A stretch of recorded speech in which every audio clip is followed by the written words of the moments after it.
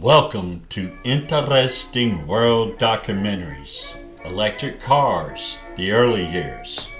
I'm Don Holifield, and I enjoy this documentary and all the research it took to find out everything I could about electric cars. Beginning in the 1820s and the 1830s, they had made crude electrical carriages. And then there was practical, commercially available electric vehicles appearing in the 1890s. And the land speed record, believe it or not, held until 1900 was by an electric vehicle. In the early 20th century, the high cost, low top speed, and short range of battery electric vehicles compared to regular cars, gas engines, led to a worldwide decline. It makes sense.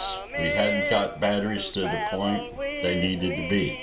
Not until wonderful inventors and scientists like John Goodenough, I know, what a name, but in 1980 he came out with a lithium cobalt oxide cathode. And then in 1985, Akira Yoshihama, I pronounced that incorrectly, gave us the backbone to a modern-day lithium-ion battery with a carboniferous, whatever that is, anode. And now, today, we have solid-state batteries, and it made everything else obsolete, so whatever electric car you own now is pretty much obsolete because we got a brand new battery. And that's the way this business is. It's as bad as computers. But it's a wonderful industry with wonderful progressions throughout history. And I love every bit of it. At the beginning of the 21st century, interest in electric and alternative fuel vehicles and private motor vehicles increased due to the growing concern and problems associated with hydrocarbon fueled vehicles. I know, the environment, the emissions, LA, everything was terrible. Plus, remember, we have the battery.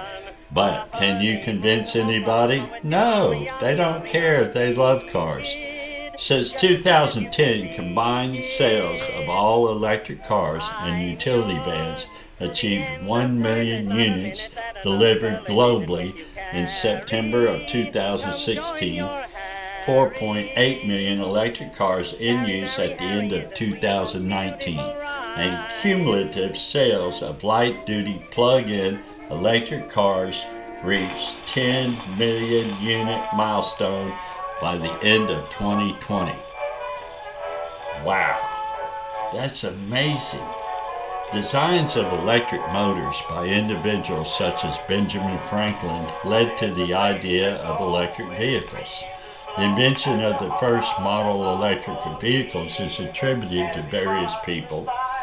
In 1828 there's a Hungarian priest, and then there's this, between 1832 and 1839 there's a couple of Scottish inventors, and people from the Netherlands all over the world have been working on this whole problem. The batteries, the motors, everything. There's so many people, I can't name them all or pronounce all their names anyway.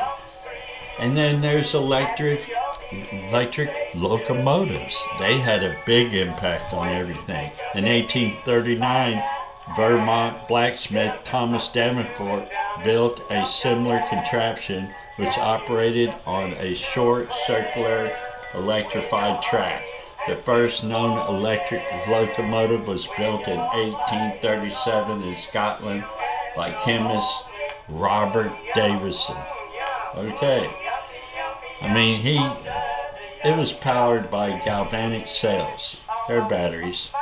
Davison later built a larger locomotive named Galvani, exhibited at the Royal Scottish Society of Arts exhibition in 1841. I'm telling you, rechargeable batteries that provide a viable means for storing electricity on board a vehicle did not come until 1859, with the invention of the lead-acid battery by French physicist Gaston Planté. I can't pronounce French or speak French. I'm sorry. Anyways, they had made improvements and all kinds of stuff, and that led to where we are now. What is likely the first human-carrying electric vehicle with its own power source was tested along a Paris street in April 1881 by Gustave Trouvé. 1881. Jesus. I'm trying, everybody. I just can't pronounce these names. It's really holding me back. In 1880, Trouvé improved the efficiency of a small electric motor developed by Siemens from a design purchased from Joanne in 1867 and using the recently discovered rechargeable battery fitted to an English James Stanley tricycle. Now this James Stanley guy, he's huge. He was huge in bicycles, huge in everything, and here he is right here, electric cars. So they invented the world's first electric vehicle. But I don't think he could get a patent on it. And it was very successful. And on 19th of April, along the Rue Valois in central Paris, he was unable to patent it. I don't know. I guess it's because it wasn't his bike or his engine or nothing. That ought to be something.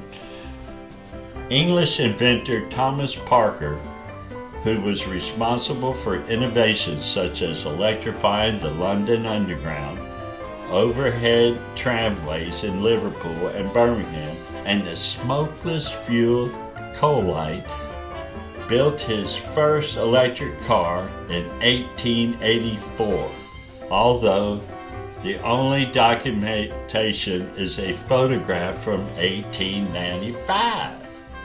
I hope I have that photograph for you right now. Parker's long-held interest in the construction of more fuel-efficient vehicles led him to experiment with electric vehicles. He also may have been concerned about the malign effects smoke and pollution were having in London.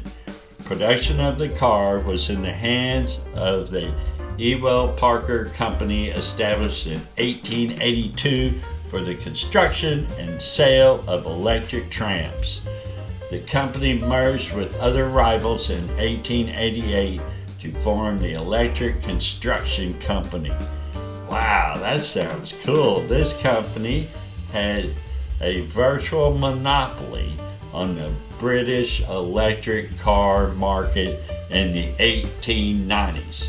The company manufactured the first electric dog cart in 1896. Wow, this is amazing. I love it. The first electric car in the United States was developed in 1890 to 91 by Scotland-born William Morrison of Des Moines, Iowa. The vehicle was a 6-passenger wagon capable of reaching a speed of 14 miles per hour. It was not until 1895 that customers began to devote attention to electric vehicles after A.L. Riker introduced the first electric tricycles to the United States. Oh my goodness. Interest in the motor vehicles increased greatly in the late 1890s and 1900s. Electric battery-powered taxis became available at the end of the 19th century. In London, Walter Beardsley designed a fleet of such cabs and introduced them to the streets of London in 1897. They were soon nicknamed hummingbirds due to the idiosyncratic humming noise they made.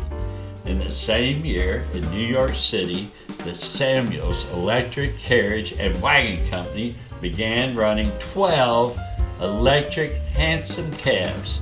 The company ran until 1898 with up to 62 cabs operating until it was reformed by its financiers to form the Electric Vehicle Company. Electric vehicles had a number of advantages over their early 1900 competitors. They did not have the vibration, the smell, the noise associated with gas engines. You didn't have to hand crank them. I mean, women had to have an electric car. They also did not require gear changes.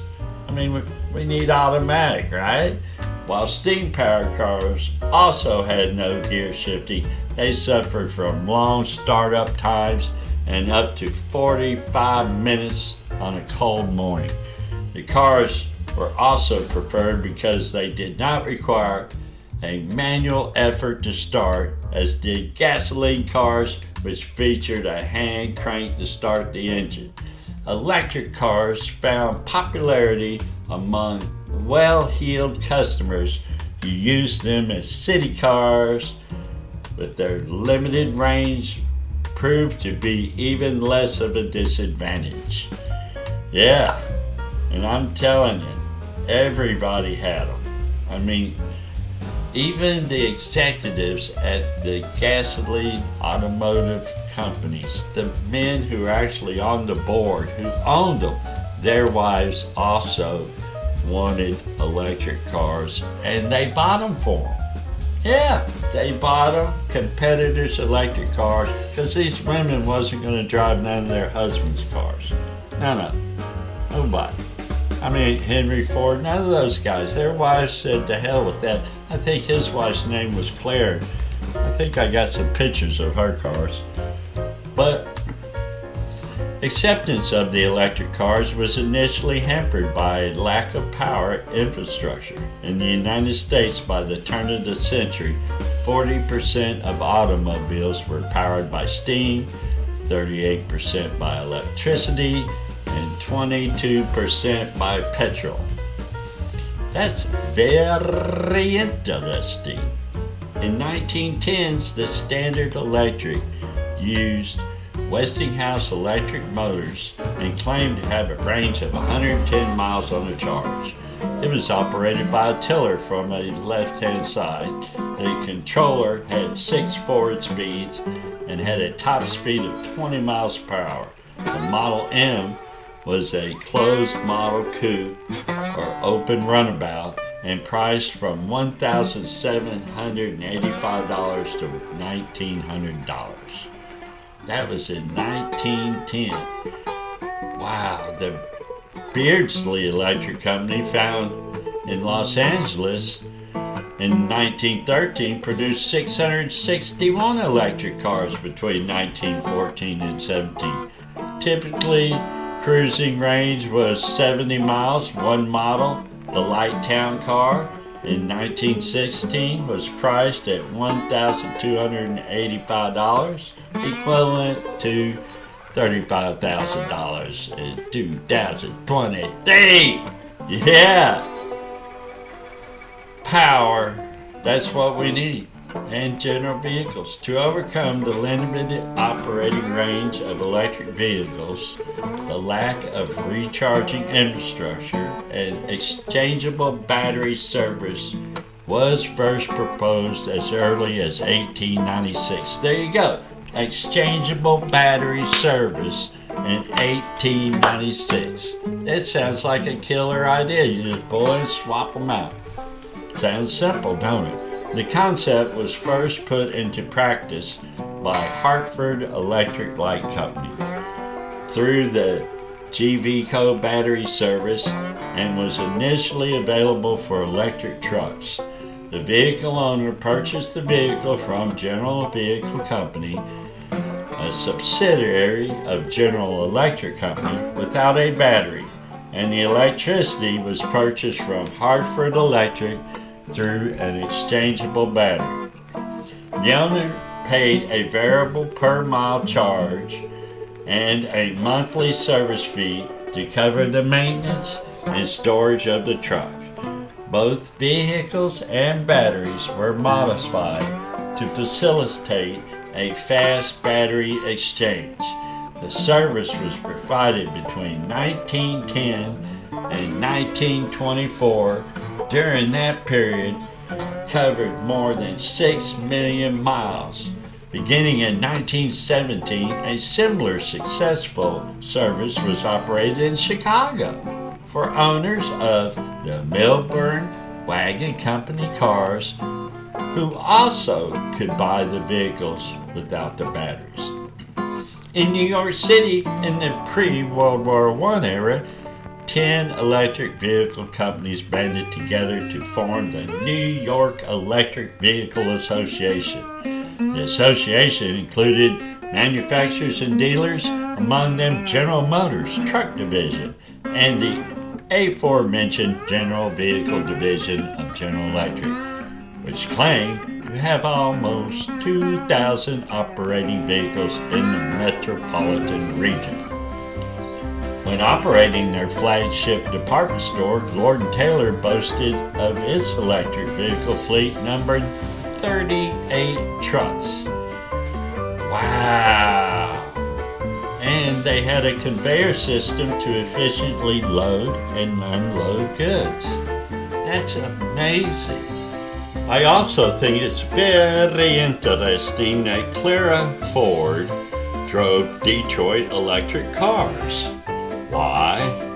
They had color. Her husband made black, she wanted blue or green, or have a choice at least. And it was not only her, but it was Lizzie Borden, Mamie Eisenhower, John Rockefeller Jr. In fact, little known fact, almost all of the executives at the major gasoline automotive companies, to clarify, drove Detroit electric cars. They were awesome. And of course, we can now see that the industry broke up into two segments. The glider/body, and the other was the motors. But the keystone was neither. It was the battery. And now that very battery is obsolete.